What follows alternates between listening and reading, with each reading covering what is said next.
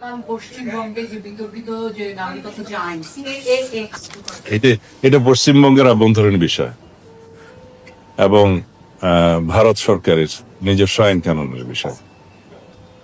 ভারতের আইন যেটা আছে সিটিজেনশিপ অ্যামেন্ডমেন্ট অ্যাক্ট সিএএ, সেরকম আরো একটা আইন আছে আসামের ওখানে হচ্ছে তো NRC, national register of citizens. তো এগুলো ভারতের আভ্যন্তরীণ ব্যাপার, তাদের সিটিজেন নিয়ে তারা কি করবে, কিভাবে সিটিজেনশিপ নির্ধারণ করবে। কারণ পশ্চিমবঙ্গের নির্বাচন হয়েছে তাদের হতে নির্বাচনের প্রতিশ্রুতি অনুযায়ী বা তাদের নীতি অনুযায়ী তারা কি বলবে সেটা তাদের সম্পূর্ণ নিজস্ব ব্যাপার। এখানে আমাদের কোনো বক্তব্য থাকার তো কথা না। আমরা আমাদের সীমান্তে আমাদের বিজিবি মোতায়েন আছে, আমরা অবৈধ অনুপ্রবেশ আমরা ঠেকানোর জন্য আমরা সতর্ক অবস্থায় আছি। আর অন্যান্য বিষয় যেগুলো আপনি বললেন যে ওখান থেকে পুশব্যাক বা এখান থেকে পুশ ইন হচ্ছে, এগুলো আমার নজরে নাই। তবে কিভাবে দেখেন স্যার স্বরাষ্ট্রমন্ত্রীর? কি আর বলবো, ওই যে একটু আগে আমি যে কথাটা বললাম, ভদ্রলোক খুবই সুন্দর চেহারা, হয়তো সিনেমার নায়ক হলে তাকে অনেক সুন্দর মানাতো, কিন্তু উনি স্বরাষ্ট্রমন্ত্রীর পদে বসেছে। এখন যদি বলে ছেড়ে দে মা কেঁদে বাঁচি, তার অবস্থা হচ্ছে নন্দলালের মতো। দেশ বাঁচাবে কে? আমি যদি এখন যাই বর্ডারে, আমাকে যদি একটা গুলি করে মেরে ফেলে, তাহলে দেশকে বাঁচাবে কে? এখন এই রকমের নন্দলাল স্বরাষ্ট্রমন্ত্রী যদি আপনি বেশি দিন রাখেন, এইসব কথা যখন বলে, তখন তো মনে হয় যে আওয়ামী লীগের স্বরাষ্ট্রমন্ত্রী এর চেয়ে আরো অনেক সাহস নিয়ে কথা। এর ভদ্রলোককে আমি আমার দয়া হয় তার জন্য। আমি feel sorry for him, he is the wrong person. প্রথমে সে কনস্টিটিউশন নিয়ে অযাচিত ভাবে ঝম্প করেছে, যেগুলো মানুষ শুনতে চায় না, যেগুলো বাংলাদেশের স্বার্থ বিরোধী, জাতীয় স্বার্থ বিরোধী, জনগণের উত্থান, সেই সব কথাগুলো তিনি সংবিধান বিশেষজ্ঞ হিসেবে নিজেকে আবিষ্কার করলেন। সেখান থেকে আমরা হয়তো এখন কিছুটা নিষ্কৃতি পেয়েছে। এখন তিনি স্বরাষ্ট্র মন্ত্রণালয়ের দায়িত্বে নিয়ে তিনি আমাদের জাতীয় স্বার্থকে এমন ভাবে ডাইলিউট করে ফেলছেন, এই যে ভারতের করা যাবে না, কারা এনকারেজ হয়? What message is he giving to our border guards? What message is he giving to our military forces? আমাদের সামরিক বাহিনীকে এনকারেজ করবে, তাদের সামরিক সামর্থ্য বৃদ্ধি করার জন্য সাহসী কথা বলবে, এবং সেখানে তিনি এমন এমন কথা বলবে পাবলিক স্পিকিং এ। এই ধরনের কথা তো বলাটা একেবারে ডিসকারেজ করে দেয়া, আমাদের কাজ না, তাদের আভ্যন্তরীণ বিষয়। আমাদের বর্ডারে এসে শত শত লোক ঢুকছে, এগুলো আমাদের বিষয় না? আমাদের বর্ডার গার্ড কি পেরেছে সবাইকে ঠেকাতে? আজকে যদি ভারত একেবারে খুব সমস্ত বল প্রয়োগ করে সামনে চলে আসে, তার প্রস্তুতি কি আপনি নিয়েছেন? আপনি কি আমাদের এই যে বর্ডার গার্ডস এর কে যে এতগুলা বর্ডারে ঘটনা ঘটছে, কয়টা বর্ডারে আপনি গিয়েছেন? পাবলিকলি কেন আপনি বলবেন? আপনি প্রাইভেটলি বলতে পারেন যে ভারতের এগুলো নিয়ে ভারতের ব্যাপার, এগুলো তারা দেখবে। সেগুলো আপনি প্রাইভেটলি মিটিং এ, গোপন কনফিডেন্সিয়াল মিটিং এ হয়তো বলতে পারেন, কিন্তু এখন পাবলিক স্পিকিং পার্লামেন্টে এবং সাংবাদিকদের আপনি এভাবে উত্তর দিচ্ছেন, তাহলে তো আমরা we will be resigned, we will believe that nothing is happening. আমি এরকম স্বরাষ্ট্রমন্ত্রী দেখিনি। আমি মাননীয় প্রধানমন্ত্রীর কাছে অনুরোধ করব, অ্যাপিল করব, তিনি এক সময় আমাদের বিভাগে ভর্তি হয়েছিলেন ছাত্র, সেই দাবিতেও বলতে পারি যে আপনি ফর গড সেক আত্মীয়তাকে প্রশ্রয় দেবেন না। আপনার বাবা কখনো দেয়নি, আপনি যোগ্যতাকে প্রশ্রয় দেন। যে যোগ্য লোক, কঠিন, যাকে ভারত শ্রদ্ধা করবে, ভয় পাবে, যে আমাদের সেনাবাহিনী ও বিজেপিকে ইন্সপায়ার করে, সেরকম একজনকে স্বরাষ্ট্রমন্ত্রীর পদে দেন দয়া করে। এখনো দেরি হয়নি, আপনার সামনে এখন বিশাল একটা অর্জনের পথ খোলা রয়েছে। এখন আপনাকে যোগ্য লোককে সামনে নিয়ে আসতে হবে। আপনার প্রয়োজন হলে আপনি টেকনোক্র্যাটসদের আনেন। This is exactly what his father did. তাকে তো ভারতের প্রতি কৃতজ্ঞতা দেখাবার কোনো প্রয়োজন নেই। আন্তর্জাতিক সম্পর্কে কৃতজ্ঞতা বলতে কোনো ভাষা নেই, আন্তর্জাতিক সম্পর্কে বন্ধুত্ব বলতে কোনো শব্দ নেই। যেটা রয়েছে সেটা হচ্ছে জাতীয় স্বার্থ। এবং আমাদের প্রধানমন্ত্রী কে আমি বলবো যে মানুষ তাকে প্রচন্ড ভালোবাসে, তার সাধারণ জীবনযাপন, তার যে সাধারণ মানুষকে হাত বাড়ানো, তার যে এই যে প্রত্যেকটা ক্ষেত্রে সাধারণ মানুষের পক্ষে কাজ করা, এগুলোর জন্য তিনি প্রচুর পপুলারিটি অর্জন করেছেন। এবং সেজন্যই কিন্তু খলিলুর রহমান পেরেছে যে জাতিসংঘে বাংলাদেশের প্রেসিডেন্সি আনতে। এই যে এটা তো আপনারই অর্জন, কিন্তু আপনি কেন এই দুর্বল জিনিসগুলোকে প্রশ্রয় দিচ্ছেন? আমি মনে করি যে আমাদের এই বর্ডার প্রবলেম সলভ করতে হলে সবচেয়ে বড় দায়িত্ব এখন প্রধানমন্ত্রীকে কড়া পদক্ষেপ নিতে হবে, সেনাবাহিনীকে প্রস্তুত রাখতে হবে এবং যথাশীঘ্র পাকিস্তান ও চীনের সহযোগিতায় আমাদের নিরাপত্তাকে কঠিনভাবে গড়ে তুলতে হবে। আমি তো মনে করি পাকিস্তানের কাছ থেকে মিসাইলস প্রকিউর করে যথাশীঘ্র 1 মাসের মধ্যে যেন আমাদের বর্ডার্সে পাকিস্তানের মিসাইলস এবং চীনের প্রযুক্তি এবং এয়ার ওয়ারফেয়ারের জন্য যে প্রয়োজনীয় ব্যবস্থা সেটা নিতে হবে। এগুলো কেন? যুদ্ধের জন্য নয়, এগুলো নিবারকের জন্য।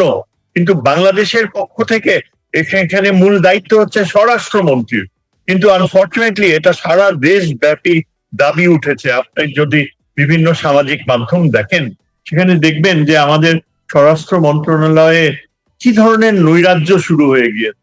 এইসব ক্ষেত্রে স্বরাষ্ট্রমন্ত্রীর স্পষ্ট বক্তব্য থাকা উচিত, যে উদ্দীপনা থাকা উচিত। তার উচিত বর্ডারে যে আমাদের বিজেপিকে এনকারেজ করা, সেটা না করে তিনি মাঝে মাঝে এমন উদ্ভট বক্তব্য দেন, এরকম কথাও বলে যে ভারতের ভেতরে যদি কোনো কিছু ঘটে যে গুলিবিদ্ধ হয়, সেটাকে নাকি কিলিং বলা যায় না। আজকে আধুনিক বিশ্বে যাই ঘটুক, যার বর্ডারের ভিতরে ঘটুক, কিন্তু কিলিং তো অসভ্য আচরণ। এবং এই স্বরাষ্ট্রমন্ত্রী কিলিং এর ধারণা, এটাকে কিলিং, বর্ডার কিলিং বলা যাবে না, কি বলা যাবে, আর এই ধরনের বক্তব্য তুলে দিয়ে ঠিক আওয়ামী লীগের যে মন্ত্রণালয় তাদের মতো করছে। আমি মনে করি দেশবাসী এটা মনে করে যে স্বরাষ্ট্র মন্ত্রণালয় একজন শক্ত মানুষের হাতে থাকা উচিত। এখানে দুর্বলতা, আনুগত্য, আত্মীয়তা, এগুলো কখনো জিয়াউর রহমান প্রশ্রয় দিত না। জিয়াউর রহমান যখন প্রেসিডেন্ট ছিল, আমাদের বর্ডার সম্পূর্ণ সুরক্ষিত ছিল, এবং সবচেয়ে বড় কথা হচ্ছে তিনি কারোর প্রতি কোনো দুর্বলতা দেখাননি, আত্মীয়তার কোনো ধারণাকে তিনি প্রশ্রয় দেননি। আমাকে বাধ্য হয়ে বলতে হচ্ছে আমাদের প্রধানমন্ত্রী অনেক ভালো কাজ করছে, অনেক কিছুই তার প্রশংসার দাবি রাখে। এবং এই যে খলিলুর রহমানের যে অর্জন, এটা আমাদের প্রধানমন্ত্রীরই অর্জন, এ কথা তো স্বীকার করতে হয় না। কিন্তু অন্যদিকে যদি আপনি আমাদের বর্ডারের বাস্তবতা দেখেন, আমাদের স্বরাষ্ট্র মন্ত্রণালয়ের করুণ অবস্থা দেখেন, এবং পুলিশ বাহিনীর নেতৃত্বে যেরকম রিউমার্স ছড়াচ্ছে, যেসব কথা শোনা যাচ্ছে, এগুলো আমার মনে হয় যে অত্যন্ত বেদনাদায়ক, এবং এই বিষয়ে কিন্তু পদক্ষেপ নিতে হবে। আমার মনে হয় এই ব্যাপারে প্রধানমন্ত্রী অত্যন্ত কঠোর হাতে তিনি সিদ্ধান্ত নেবেন। স্যার, আমি স্বরাষ্ট্রমন্ত্রীর একটা বক্তব্য, এই সাম্প্রতিক সময়ে একটা বক্তব্য যদি আপনাকে একটু শোনাই, তাহলে আমি একটু বিস্মিত হয়েছি যে ধরেন ভারত বাংলাদেশে এই যে করিম আর ওই যে নির্মলের মধ্যে যদি হাতাহাতি হয়, সেটা নিয়েও তারা বিবৃতি দেয় যে ভারতে বাংলাদেশে হিন্দু নির্যাতন হচ্ছে, বাংলাদেশে এই হচ্ছে। অর্থাৎ শুভেন্দুর একটার পর একটা আমাদের সার্বভৌমত্ব বিরোধী আক্রমণাত্মক কথা বা সকল কিছু মিলিয়ে আমাদের সরকার তো মুখে কুলু পেটে বসে আছে। তো সেখানে ধরেন আমি সালাউদ্দিন সাহেবের বক্তব্যটা যদি একটু শুনি। ভারত কিন্তু একটা জঙ্গিবাদী দেশে পরিণত হয়েছে, জঙ্গিবাদী সরকার। তাদের সন্ত্রাসী আচরণ বাংলাদেশে সরাসরি আন্তর্জাতিক আইনকে প্রত্যাখ্যান করছে। তারা সরাসরি 150 গজ দূরত্ব রেখে যা খুশি তাই করতে পারে, অথচ তারা 150 গজের নিয়মকে ভায়োলেট করে খোলাখুলি আমাদের জিরো লাইনের কাছে এসে তারা এইসব স্থাপনা করছে এবং এই যে মানুষদেরকে ঠেলে দিচ্ছে। দিনের আলোয় তারা আন্তর্জাতিক আইন অনুযায়ী নেগোশিয়েট করতে পারত। বাংলাদেশ জানিয়ে দিয়েছে যে আপনারা প্রমাণ দেবেন, আমরাও প্রমাণ দেব, এবং যথারীতি আন্তর্জাতিক আইন অনুযায়ী যা করার সেটাই হবে। সেটা না করে ভারত যে পথ বেছে নিয়েছে, এখানে আমার মনে হয় তারা ইচ্ছাকৃতভাবে আমাদের সাথে একটা সরাসরি যুদ্ধের, বা যুদ্ধ না হলেও তারা আমাদের ওই অঞ্চলে অনুপ্রবেশ করতে আগ্রহী। তারা ডেসপারেট হয়ে গিয়েছে যে রংপুরের যে বিশাল অংশটুকু রংপুর ডিভিশনের তার নিম্নাঞ্চল যে সবচেয়ে ন্যারো রোড পশ্চিমবঙ্গ থেকে মেঘালয় পর্যন্ত তারা করিডোর করতে চায় এবং সরাসরি ওই অঞ্চলটুকু আজকে সেখানে রাম মূর্তি বানানো হচ্ছে। এটা কি ভয়াবহ খবর। বাংলাদেশ আর যাই হোক, আজকে ভারতে এই রাম মন্দিরের নামে শত শত মসজিদের উপর আক্রমণ করার প্ল্যান করছে। শোনা গিয়েছে অলরেডি নাকি 20-25টা মসজিদে তারা তালা লাগিয়ে দিয়েছে, কিছু কিছু মসজিদ তারা ভেঙে ফেলেছে। এবং সেগুলো কেন? সেগুলো তারা বলছে যে ওইখানে নাকি রাম মন্দির বানাবে, রামের মন্দির। আজকে বাংলাদেশের ভিতরে সিরাজগঞ্জে সেখানে রাম মন্দির তোলা হয়েছে, বিরাট আকারের, এই লাইফ সাইজ, আপনার প্রায় 20 মিটার উঁচু, তার উঁচু। তারপর আবার শিব এই কৃষ্ণ বাঁশি বাজাচ্ছে এবং বিরাট একটা এরিয়া নিয়ে তাদের রিক্রিয়েশন সেন্টার। অর্থাৎ এই যে যেই বিষয়গুলো নিয়ে বাংলাদেশে ভারতে আজকে তারা মুসলমান নিধন করছে, যেখানে তারা মসজিদ সরিয়ে মসজিদ তালা দিয়ে রামের মূর্তি দাঁড় করাচ্ছে, সেই এক রামের মূর্তি এখানে কেন করতে দেওয়া হয়েছে, তুলতে দেওয়া হয়েছে? এবং যাদের বুদ্ধিতে এইসব কাজ করা হয়েছে যে আমরা প্রমাণ করবো পৃথিবীতে যে আমরা অনেক সহনশীল, আমরা প্রমাণ করব পৃথিবীর কাছে, দেখো ভারত মসজিদে তালা দেয় আর আমরা এখানে রামের মূর্তিকে কতখানি শ্রদ্ধার চোখে দেখি। এই ধরনের যুক্তি যারা যেসব মূর্খরা দিচ্ছে তারা জানে না যে এই ধরনের পদক্ষেপগুলো পথ তৈরি করে দিচ্ছে। আলটিমেটলি আমাদের উত্তরবঙ্গের ওই শহরটা তারা দখল করবে না, শুধু তারা এই দেশের হিন্দু জনসংখ্যাকে কনভার্ট করতে চায়। তারা যেন বলে যে আমরা রামের অধীনে থাকতে চাই, আমরা এই মুসলমান দেশের এই চেহারা দেখতে চাই না। এই পথ তারা বেছে নেবে। মানে স্যার এই যে এই বিষয়গুলো তারা ভিন্নভাবে ব্যবহার করার একটা সুযোগ আমরা তৈরি করে দিচ্ছি, যেটা আমাদের জাতীয় নিরাপত্তার জন্য হুমকি নিয়ে আসবে। তো আমি স্যার ধরেন এই যে এত কিছু যে চলছে সেটা নিয়ে কিন্তু সরকারের যে একটা কঠোর অবস্থান থাকার কথা সেটি কিন্তু আমরা দেখছি না। কিন্তু মানে সরকার কিন্তু ধরেন, জি স্যার বলেন। আমার ধারণা যে সরকার, আমাদের যে যিনি এখন পররাষ্ট্রমন্ত্রী, তিনি যথেষ্ট মানে চেষ্টায় বাংলাদেশের ইমেজকে অনেক উপরে তুলে দিয়েছে। আজকে তিনি যে এই যে জেনারেল অ্যাসেম্বলির প্রেসিডেন্ট হয়েছেন, আজকে ডক্টর খলিল না থাকলে ভারতকে পরাজিত করা, ভারত যে সাইপ্রাসের পক্ষ ছিল মাত্র 4 ভোট এদিক সেদিক হলেই কিন্তু পাল্টে যেত। ভারত এই জন্য আরো মারাত্মকভাবে ক্ষুব্ধ হয়েছে যে কেন বাংলাদেশ জিততে পারলো এই অ্যাসেম্বলি সিটে, এটাও একটা কারণ। জি, এবং স্যার ধরেন যে পার্শ্ববর্তী রাষ্ট্রের কি আইন হলো বা যাই হলো, এটা তাদের নিজস্ব ব্যাপার, কিন্তু এর কোনো প্রভাব আমার দেশে পড়ছে কিনা, এর দ্বারা আমি কোনোভাবে ক্ষতিগ্রস্ত হচ্ছি কিনা বা আমি কোনো ঝামেলায় পড়ছি কিনা, সেটি এতটা দায়সারা ভাবে বোধ দেখার সুযোগ নাই। আর প্রধানমন্ত্রীর যে নম্রতা বা হিউমিলিটি উনি দেখাচ্ছেন, রাষ্ট্রীয় নিরাপত্তা বা সার্বভৌমত্বের জায়গায় এই জাতীয় নম্রতা বা বিনয়ের কোনো সুযোগ নাই। যেটি আপনি বলছিলেন, স্বার্থটাই গুরুত্বপূর্ণ, বিনয়ের কিছু নাই। পাশাপাশি স্যার আরেকটা বিষয় আমি একটু আপনার সামনে আনতে চাই। আপনি জানেন যে সাম্প্রতিক সময়ে মমতা ব্যানার্জি ওসমান হাদির হত্যাকারীদের ব্যাপারে একটি ইঙ্গিত দিয়েছেন এবং তিনি যেভাবে বলেছেন, আমি তার বক্তব্যটাই যদি শোনাই আপনাকে। খুন করিয়েছিলেন, কার কার নাম বেরিয়েছিল, আজ গভর্নমেন্ট চেঞ্জ হলেও মনে রাখবে আমি তো সবটাই জানি। বাংলাদেশের লোক উত্তাল হয়ে যাবে, আমি সেটা চাই না। আমি দেশকে ভালোবাসি, না বলবো না দেশের স্বার্থে। তো মমতা ব্যানার্জির এই যে সরাসরি যে বক্তব্য, মানে তিনি সরাসরি বলেই দিলেন যে অমিত শাহর কথা বলেছেন, যে তিনি তাকে ফোন করে এই ব্যাপারে কথা বলতে মানা করেছেন, সবকিছু তার এই বক্তব্যের পরে আমাদের পররাষ্ট্র প্রতিমন্ত্রী যিনি আছেন এখন শামা ওয়াহিদ, তিনি তার একটা বক্তব্য দিয়েছেন। আমি তার বক্তব্য একটু শুনি। একটা দেশে নির্বাচন হয়েছে, সেই দেশে একটা পরাজিত হয়েছে, সেই পরাজিত একজন নেতা একটা কথা বলেছে, that is not our matter to discuss. এখন যদি ভারত সরকার যদি এখন বাংলাদেশকে হাদির হত্যার ব্যাপারে কিছু বলে, অবশ্যই অলরেডি তো আমরা জানি কাজ চলছে, কাজ এগিয়েছে।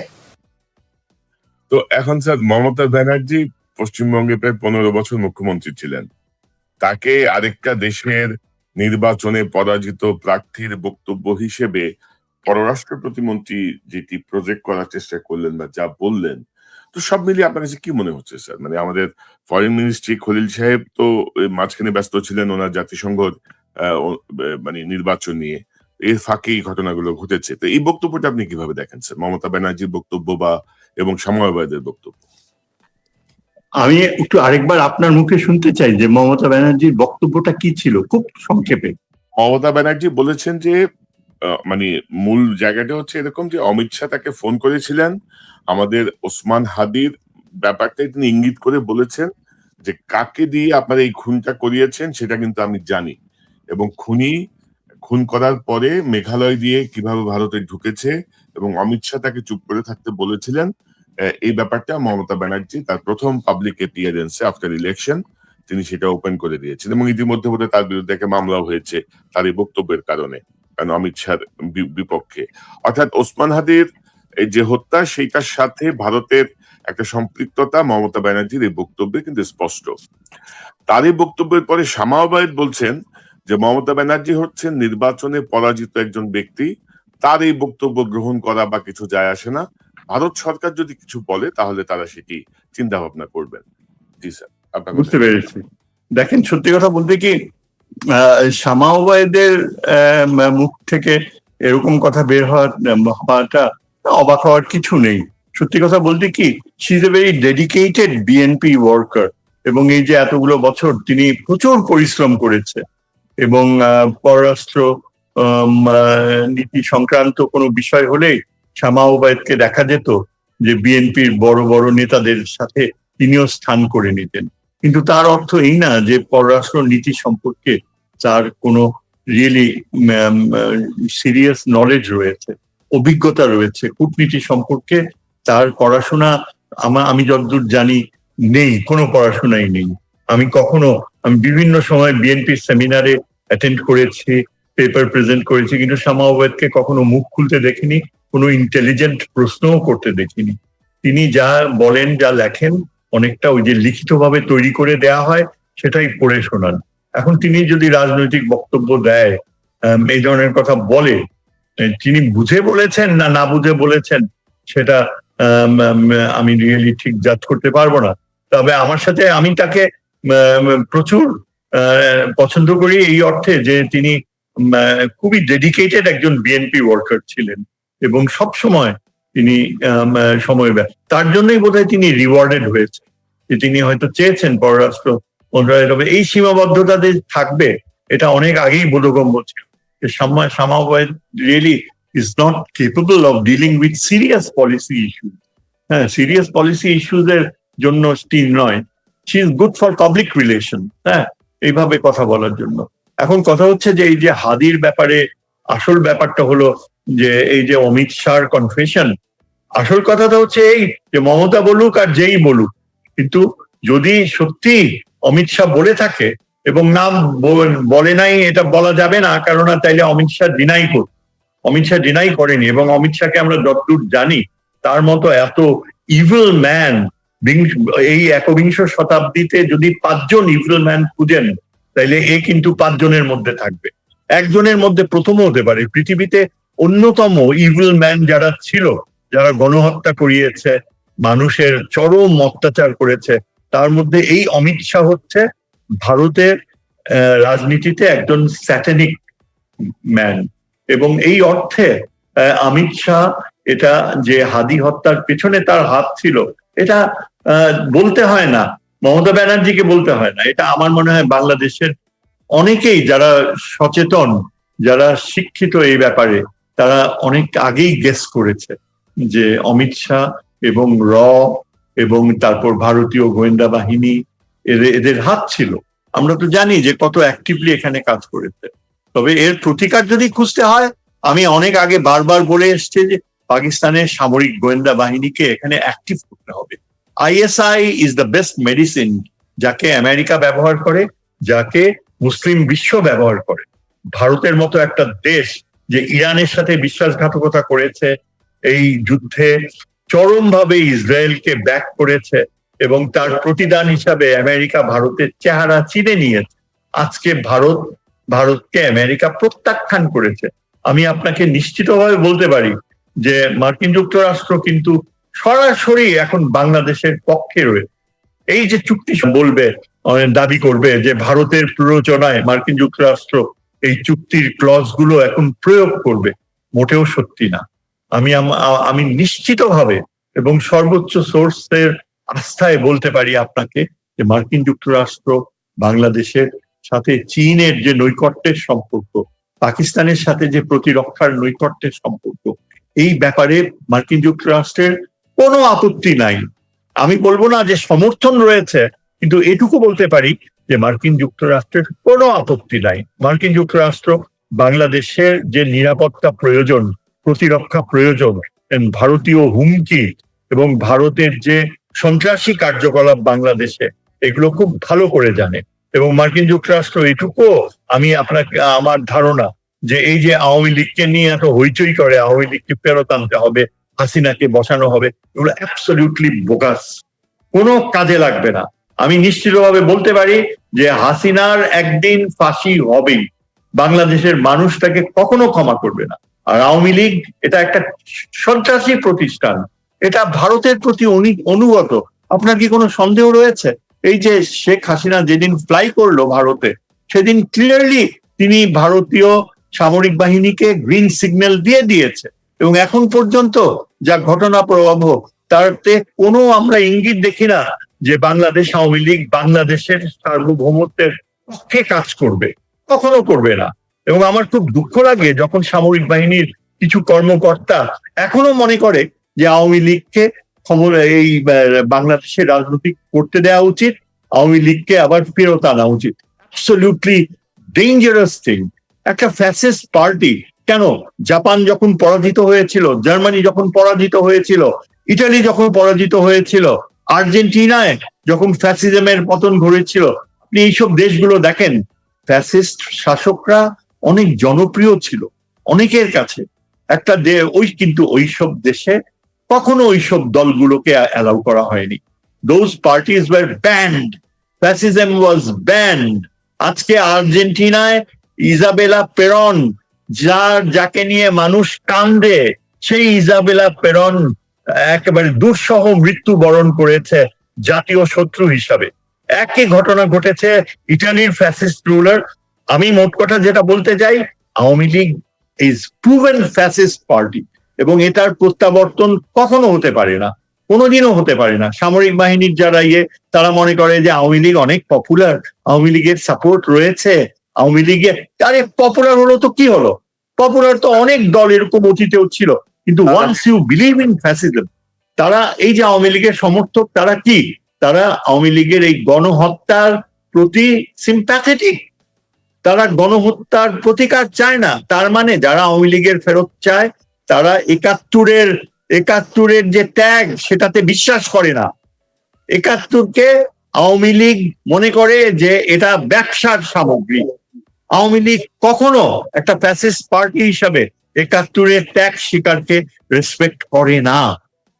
এই জন্য তারা একাত্তরকে এখনো ব্যবহার করতে চায়, একাত্তরের অজুহাতে তারা আবার রাজনীতিতে ফেরত আনতে চায়। আমি সামরিক বাহিনীর অবসরপ্রাপ্ত সিনিয়র অফিসারদের যারা এখনো মনে করে যে আওয়ামী লীগের একটা স্থান রয়েছে, আমি তাদের অনুরোধ করব যে আবার চিন্তা করে দেখেন, ইতিহাস করে দেখেন, আন্তর্জাতিক সম্পর্কের যে গত 70 বছরের বাস্তবতাগুলো, সেগুলো একটু ভালো করে যাচাই করে দেখেন, এবং তাহলে বুঝতে পারবেন যে Awami League is truly A fascist party. এবং এখন যদি আওয়ামী লীগকে কখনো রাজনীতিতে আসতে দেওয়া হয়, বাংলাদেশ তার স্বাধীনতা হারাবে, অনিবার্যভাবে স্বাধীনতা হারাবে। তবে স্যার, আনফরচুনেটলি শুধু সামরিক বাহিনীর অ্যাক্টিভ বা অবসরে যাওয়া কর্মকর্তা বা অন্যান্য লেভেল না, বিএনপির ভেতরে আওয়ামীপন্থী একটা অংশ চায় যে আওয়ামী লীগ আবার ফিরে আসুক। বিএনপির ভেতরে আওয়ামীপন্থী একটা অংশ কিন্তু জেগে বসেছে খুব শক্তিশালী ভাবে। জি কনক, আমি এর উত্তরে আপনাকে বলবো, এটা বলা জরুরি। আমার যে অভিজ্ঞতা হয়েছে